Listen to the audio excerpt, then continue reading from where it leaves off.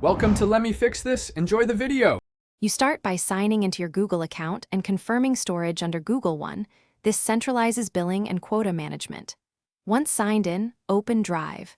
Google.com or the Drive app to begin. Install Drive for desktop or backup and sync so your local folders mirror in the cloud automatically. This saves time and prevents duplicate uploads. Make sure two-step verification is on for safety. After installation, link the exact folders you want synced so uploads begin immediately and you maintain a single source of truth. Now organize and upload. Create a logical folder structure. Use dates like YIMMDD for chronological order and prefixes for projects. Drag and drop or use new file upload. For many files, enable selective sync to avoid hogging local disk. Convert Office Docs to Google Docs when you expect real-time collaboration. That reduces version conflicts. Once uploaded, set sharing permissions.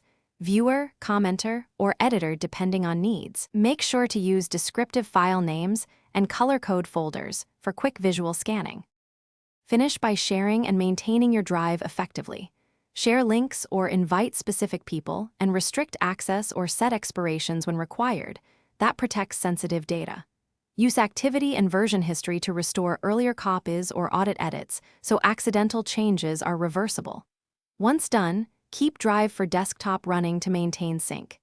If syncing stalls, first check the app status, then internet connection. Then look for problematic file names or unsupported formats.